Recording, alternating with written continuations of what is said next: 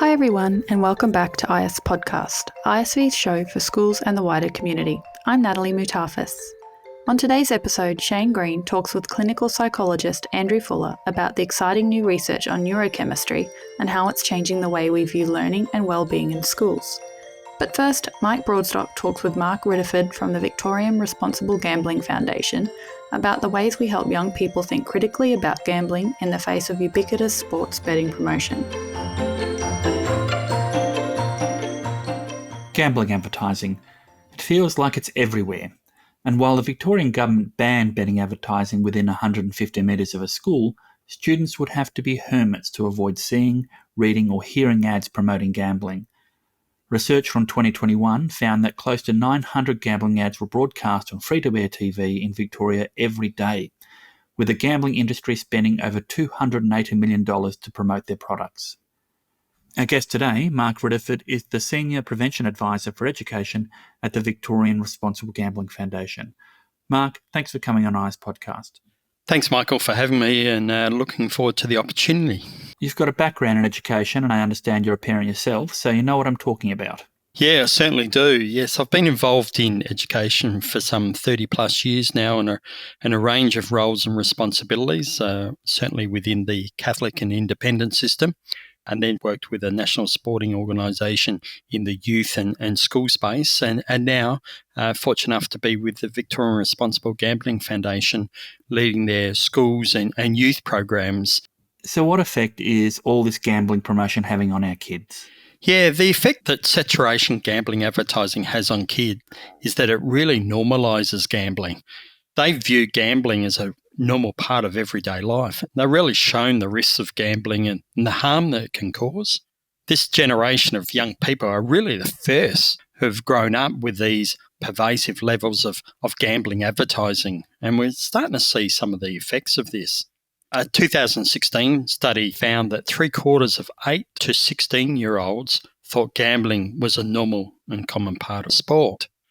And anyone watching sport today will tell you it's saturated with gambling ads. And as you mentioned in the intro, on average, around 948 gambling ads were broadcast daily on Victorian free-to-air TV in 2021, including 148 of these during weeknight primetime family viewing slots, that 6 to 18, 8:30 p.m. slot. Yeah. And that's just the ads that we see on TV. We are certainly fully aware of the whole array of gambling promotions are delivered on a range of digital platforms. It's pretty hard to avoid them. Even on YouTube and the sidebars of websites and so on. Exactly. And we certainly know that new platforms such as TikTok are starting to get more heavily involved in gambling advertisements as well. Kids of today might not even remember a time when gambling wasn't a part of sport. That's right, yeah. Look, kids now say when they go to a sporting event, they're exposed to the LED promotion or the sounds or on the big screen, tipping competitions. If they go online, a lot of the times the sports betting odds are directly above the tipping competition. And it really seems to target young people too with all the bet with your mate stuff. Yeah, that's right. Yeah, we know a lot of sports betting ads are very effective at targeting young people. A 2018-19 Victorian Gambling and Population Health Study found that a third of Victorian sports bettors are young men aged between 18 and 24, and the participation among young women is rising as well. But the reason why they're being exposed to levels of advertising is the actual industry spend, which is estimated around about $287 million just within Australia, and around about 61 million of that was just spent on advertising within Victoria. So it's certainly a significant investment, which obviously relates to the level of advertising that we see. And it's really making a significant impression on the kids and young people. And I guess the reason they're spending all the money is because it works. Gamblers' losses, your losses, are paying for the gambling ads. That's right. And all the different ads have got all of these, what we call in particular incentives that sports betting agency offers, such as your bonus bets, cashback offers.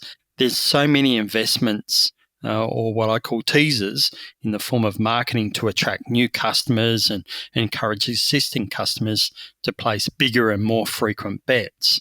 And we certainly know these ads are getting more and more effective. Promotion or links to high-profile athletes, celebrities, influencers have a significant impact on young people. And again, they often depict gambling as a social activity, which really plays on young people's mind to feel that they need to fit in and be part of the social group. So that's why, as you mentioned, bet with mates approach to marketing is so common. And you might think to yourself, well, so what? Our challenge is kids are going to be exposed to gambling sooner or later, but the research clearly tells us that people who begin gambling at a young age are at a greater risk of developing gambling problems as an adult. Put it in another way, many adults with gambling problems began gambling when they were underage. So aside from gambling advertising, what other factors influence young people to gamble?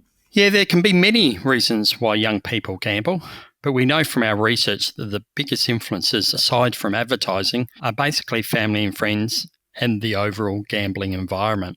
Gambling behaviours, beliefs and attitudes of parents and siblings can have a real influence on young people. Studies have shown that adolescents living in households where one or both parents had gambled in the previous 12 months were around about 1.5 times more likely to gamble than those living in households where no parent was involved in gambling. Then outside the family unit, it's probably no surprise that friendship groups play an important role in shaping their attitudes towards gambling. Gambling is often a social activity for young people, and it becomes an important part of fitting in, feeling accepted, in particular in social network groups. Again, studies have shown that young people who believe their friends are frequent gamblers or whose friends approve of gambling are themselves more likely to become frequent gamblers as well. The other major influence is the gambling environment, all the ways that gambling has become a part of everyday's life. Young people are exposed to sports betting advertising, but certainly at a lot of venues that they might go with family and friends, whether it's at hotels or whatever the case may be. There's generally sometimes poker machines, and obviously that they sort of identify the visual link and see those activities actually occurring in a social setting. And then obviously now, younger kids in particular are also exposed to forms of gambling or simulated gambling through social media apps and in particular in video games now have a lot of gambling-related components embedded within it as well. Smartphones have really escalated the accessibility to gambling for a lot of young people. And really our challenge is now the blurring of the lines between gaming and gambling activities. They're so interlinked in a lot of the activities within the gaming world, of which there are very little age restrictions and regulations that occur. One of your fact sheets showed that 1 in 3 students were gambling. Yeah, that's correct, Michael. Yeah, our survey, based on a 2017 study looking at feedback provided by 3,700 Victorian students, really identified that correlation of gambling in secondary school students. And these findings reflected New South Wales studies in 2020 that had identified a third of 12 to 17-year-olds had gambled in the past year. It's illegal for under 18s to gamble, so how are they going about it? Is it gambling apps, online gambling? Yeah, it's hard for us to know how many young people are using betting apps, but studies clearly have identified some have bet on sports online. There are also probably many other forms of gambling now that the younger generation are involved in. We've got particularly in esports and gaming that involved electronic cash and non-cash items, such as skins and virtual items. Yeah. And they're very difficult to monitor and regulate as well. And we've also got social casino games that are available to people under 18 years of age. Fundamentally gambling-like games found on social media sites that simulate gambling. Yeah. And these games usually are available to play for free, so they're not really classified as gambling. And they generally provide a much easier return to the individual on winning these games than really what goes on in real life. And these games we generally find are quite addictive and normalise gambling for young kids. Let's talk a bit about video games. I know that in games I've played, a lot of them have these loot boxes and they're getting more common. They're part of the whole game experience where you can receive or you can pay for new items, new skins, new weapons, what have you. And they're just like pokies, There's a spinning dial. It slows down as it gets towards the weapon you want just before tipping past it. What effect are they having on kids?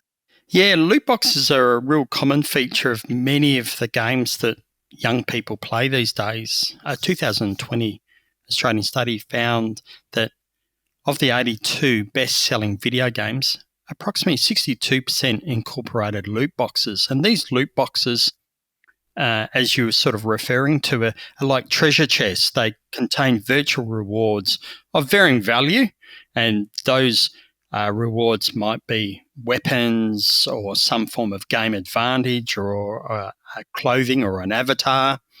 And players can earn these through skillful play, or they can be purchased using in-game currency, which can involve real money, utilising a credit card or paying via PayPal. So if they sort of want to fast-track their opportunity to purchase loot boxes rather than skillful play, that's one way that they can go about it.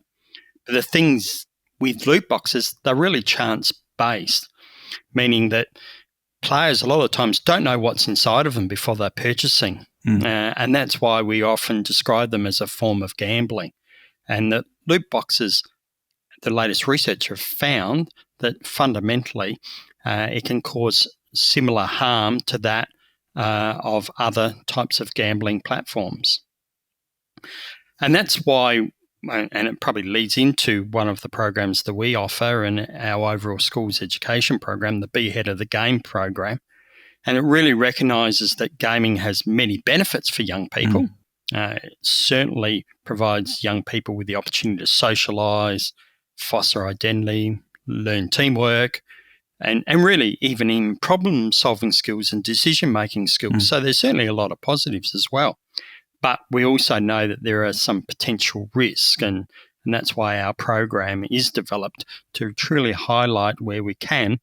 The line between gambling and gaming is becoming increasingly blurred. So we really want young people to identify the ways that game design has really evolved over recent times that involves gambling-like elements to entice them to play for longer and eventually spend more money. I know there was a game I played a fair amount of and had these loot boxes, treasure chests, and the chest you would earn through gameplay, but you had to buy a key with real money to open the chest, and they were quite addictive, and I found that I'd actually spend a fair bit of money on them, and I'm an adult, and I imagine it would be difficult for a kid if they got addicted to that to necessarily pull away from it. And also, I wonder how many parents know that when they go see their child play a computer game thinking, right, they're safe, they're having harmless fun, that actually they're being exposed to this sort of risk. Yeah, it's a good point. And as you identified, Michael, it is that enticement, that opportunity to think, if I play a bit longer, if I spend a bit more money, I'm going to get the prize and the reward that I'm after. And that's why it's important that parents are aware and have a good understanding about the programs that their son and daughter might be involved in. And we certainly know some parents are gamers themselves and enjoy playing games with their children or by themselves. But then there's also probably a cohort of parents that have no real idea of what their children are doing with regard to the games. And that's why we really encourage all parents and carers to find out as much as they can about the games that their kids are playing. And one way to do that is obviously to understand the game ratings.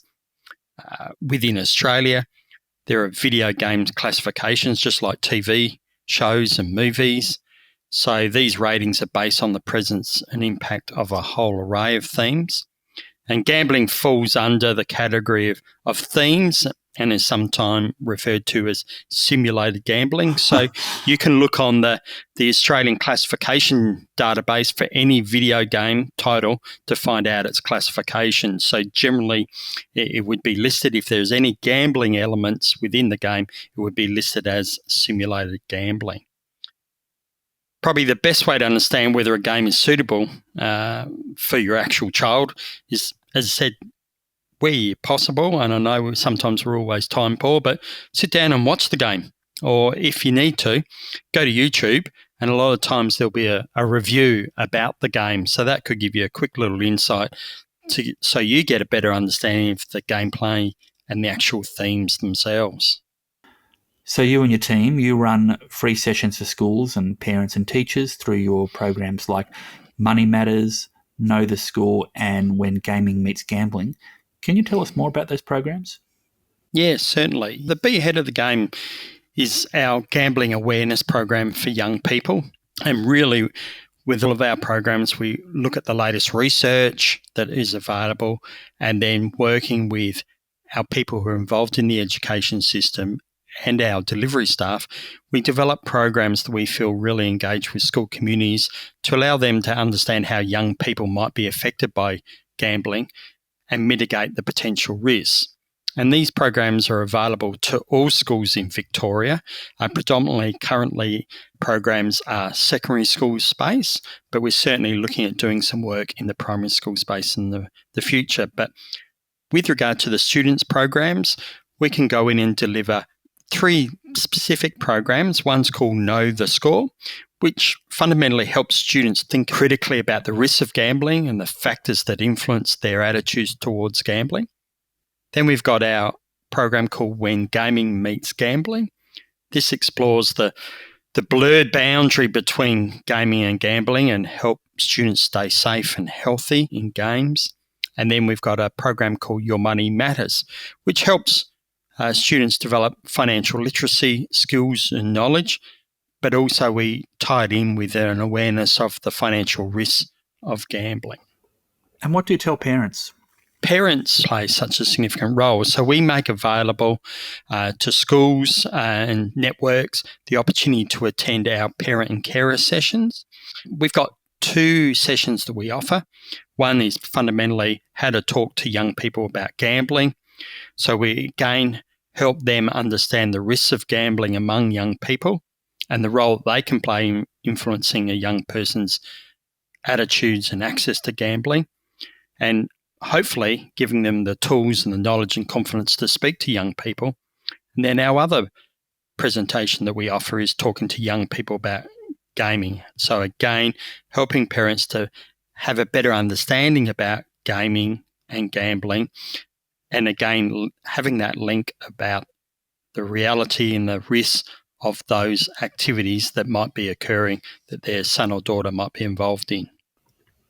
So drawing from that, what can parents do, your top tips, if they learn or suspect that their child has a gambling problem? Yeah, the most important approach for parents is fundamentally to have the conversation with their child about gambling. Questions such as, have you noticed the betting ads on TV? Do you think betting seems risky? Do you think people have to gamble to enjoy sport? What do you think about gambling? Do your friends gamble? Creating that informal and relaxed conversation, and be surprised by the responses and the insights that your child will provide you with. So that good conversation base, but certainly within that conversation, if you are concerned about some of the responses that your child might be providing you, we've got support networks that are available. So Gamblers Help Youthline provides gambling support and advice for under 25s. It's available for anyone who's concerned about their own or someone else's gambling. It's free, it's confidential. It's available 24/7. And again, there is a telephone number, 1-800-262-376. All the information can be found directly from the website. And then, of course, there's Kids Helpline, which provides a whole array of support, not only with regard to gambling, but is able to assist any young people to chat about anything that's a concern for them as well. And again, that can be contacted on their respective website. We'll put links to that in the show description. You also have resources for educators? Yes, we certainly have. We've been working quite hard in recent years to look at the ways that we can integrate gambling content within the school curriculum. And in particular, we've been redeveloping our VCE vocational major resources. We've been, in previous years, have developed an array of VCAL resources, but we're converting them to the new VCE VM content. In particular, we're looking in the areas of literacy, numeracy, and personal development skills. But we're also looking at within VCE itself, certainly within health and human development, we've developed a curriculum unit and about to release a unit with regard to VCE media studies as well. And again, we're looking at other content in the areas of health and PE that will be able to integrate some content that could be delivered within the curriculum and aligns with the current mapping process.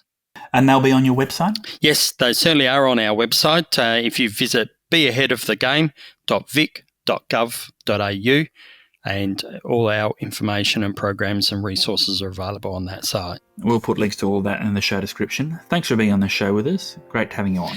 Thanks, Michael. Really appreciated the opportunity and having the chat about gambling. Oxytocin, dopamine, adrenaline, they're just a few of the neurochemicals a healthy brain needs. So how can we make sure our students get the right balance? Shane Green finds out more with clinical psychologist Andrew Fuller. Andrew, welcome to IS Podcast. Great to be with you, Shane. Hi, everyone. You've been telling me about some pretty exciting new research on neurochemistry and how it's changing the way we view learning and wellbeing in schools. And we thought it would be a good idea to bring that conversation to the IS Podcast community, particularly educators. Can you share your insights? So there's a quiet revolution that's occurred in learning. So up until recently, we're pretty much focused on mindsets and how we create positive, resilient mindsets among young people that are positive towards learning. And the theory goes, of course, that once we do that and get a resilient mindset, their repertoire of behaviours becomes more constructive and that improves their lives. And that's certainly true of a fair proportion of students. However, there's a growing number of students who aren't quite as persuadable by the adults in their world, who are perhaps a little bit more kind of world weary about those things. And for those young people, rather than thinking about sticking with mindsets, we focus much more on the neurochemicals behind the behaviour, try and change the balance of those, which broadens the bandwidth of their behavioural repertoire.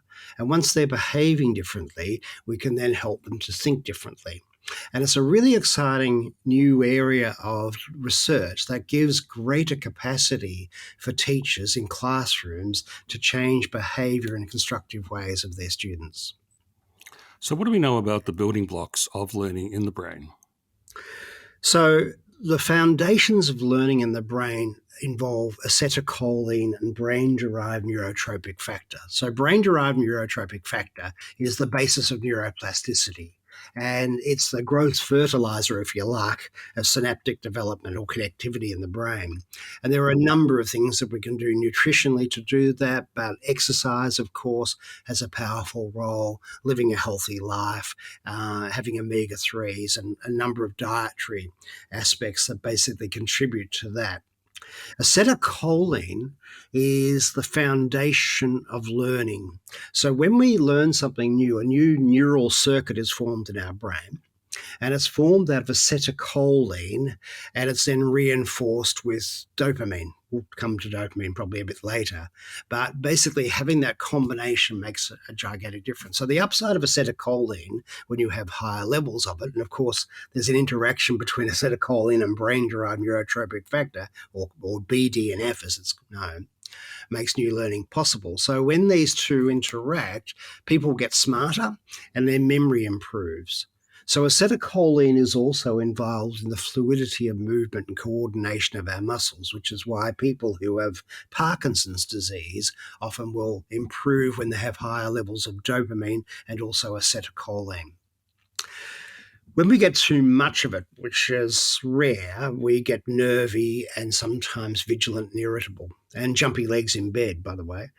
But when we have too little of it, we end up with sort of a bit flat and lowered mood. So we're trying then to kind of keep the level of acetylcholine fairly well balanced, which is not that hard to do.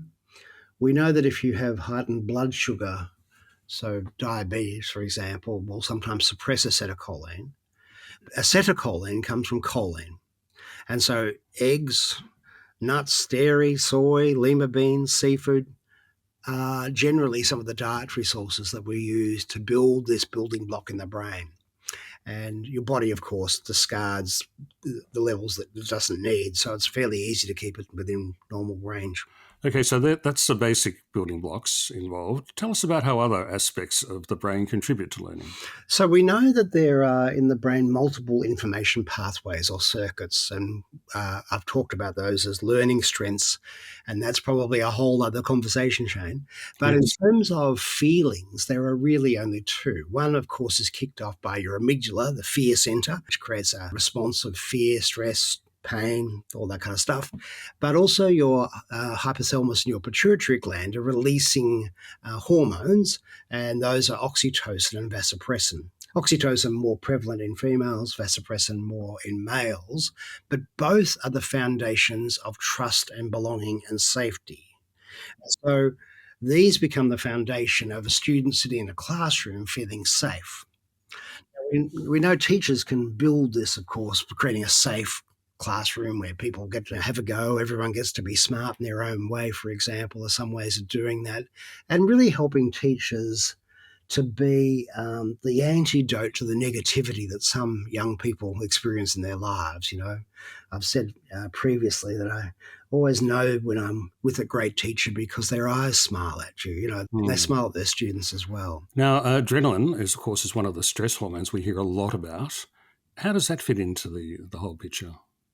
Yeah, adrenaline gets a bit of bad press, really, because, we often think about it just in relation to the stress response, and that's where it is, but it also energizes us. Of course, this is our get up and go. I mean, when you're pumping with adrenaline, there's no shortage of energy around, and also, interestingly, your level of pain sensitivity is reduced. Now, something that's really been interesting in the research is that adrenaline converts eventually in the brain into dopamine. And as we'll talk about in a moment, I suspect, dopamine's the foundation of motivation. So it's not a bad thing, but we need to regulate it in classrooms. So where it becomes too high, teachers need to become more focused on routine, predictability, and rituals. And sometimes when it's too low and students become sort of sluggish, we need to use unpredictability. We need to get quirkier, time trial, speed thinking, those sorts of activities make a gigantic difference for that. Cortisol, the favourite stress culprit of everybody, gets a good workout these days. And I think every second post on wellbeing does mention it. Can you talk a bit about that and how to manage it? Cortisol also has an upside as well as a bad side. It's easy to talk about the bad side, but it activates the amygdala, so it means that part of our kind of fear response becomes highlighted. But it also increases acetylcholine. So again, and that's partly why the things that we find scary are so easy to learn, really, I think, and why sometimes if you have a very fearful or difficult time, it often becomes really imprinted on our memories sometimes way too vividly, right? But basically, one of the things that it creates or as a problem is distractibility. So we know that concentration is really hard to gain and it's really easy to lose. And so we often have to really think about modulating the levels of cortisol in a classroom. Otherwise, we have everyone kind of not focused on what they should be learning. They're focused on what could go wrong, how they could fail, all that kind of stuff. And particularly if we've got perfectionistic students, that becomes incredibly problematic. So generally, what we can do to reduce cortisol in classrooms is sometimes switching off the lighting, dimming the room, obviously having students feel safe. Drinking water. Water reduces our levels of cortisol. And so we want to basically make sure that our students are well hydrated, not just because we want their brains to be well watered, we want them also to be reducing their stress levels. Now, dopamine, we have mentioned that, and I think it's called the molecule of motivation.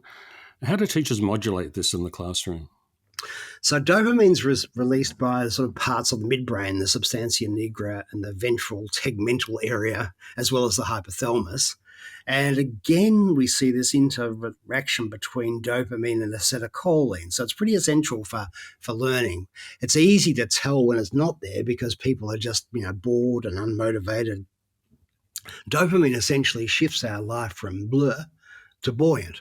And so we can increase it by challenges, problem solving, quizzes, puzzles, guesstimation games, Amiga 3s and 6, and rhythmic movements. So sports like handball, downball, volleyball, percussion, dancing, all that stuff increases dopamine. Now, the problem with dopamine is that when you get too much of it, you then get a major depletion of it, which is why we know when a kid plays a computer game that they really love, it soaks up all the dopamine, and then after it, they're good for nothing really. They've got no motivation to go and do anything. And so we want to, in classrooms, make sure that we think about how do we give kids little wins regularly rather than one big win. So essentially, it's trying to provide good feedback, good connection, good positivity, being able to interact socially with people for short periods and then back to focus. So what we're trying then to do in classrooms is thinking about how do we kind of just give little peaks of dopamine and then back on focus again, then a little bit another peak and so on. So for example, I might ask you a question, I might put something up on the board, I ask you to have a think about what you think the answer might be. I might then ask you to turn to the person next to you, tell them your answer, and then the next time I might get you to do it just by yourself. So I'm moving between solo work, shared work. I'm starting to keep things moving around because I'm trying to modulate the amount of dopamine. Now, finally, Andrew, to everyone's favourite antidepressant, serotonin. Yeah, formed in your stomach mainly. So 80% of the serotonin, the most powerful antidepressant known to humankind, is formed in your tummy. So food is incredibly important. Food is medicine. There's no doubt about that. So whereas dopamine gives us the get up and go and all that kind of adventurous spirit to go and seek things out, serotonin gives us pleasure and it gives us contentment. And one of the things that's really emerged in the research recently that I wish I'd known years ago is that serotonin ultimately converts in the brain into melatonin. Now, melatonin is the stuff that makes you sleepy. And when I finally realized that, of course, that explains something to me which I'd been puzzling about for years, that why are people, when they have a period of lowered mood, find it difficult to sleep? That's because serotonin converts into melatonin. So we want to then, this is probably the basis of well-being, really. Get enough serotonin in your system and you're a long way towards well-being and good learning, feedback, rewards, acknowledgement, mastery, building self-efficacy, making sure that we help our kids to know that they are enough. They can get better, they can get smarter, but they're smart and they can basically use those smarts to be successful in their world. We live in a world that's often very questioning about self-belief, and yet we know from Albert Bandura's research that self-efficacy is one of the best ways to increase well-being in schools and also engagement in learning. Andrew, fascinating insights on the neurobiology of learning that I think will be of enormous benefit to educators and school leaders. Thanks so much for joining us on IS Podcast. Thank you so much, Shane. It's been really exciting to think about and put together this research because I think it's got the great potential to really assist teachers to make their jobs much, much easier and much, much more effective. So thank you.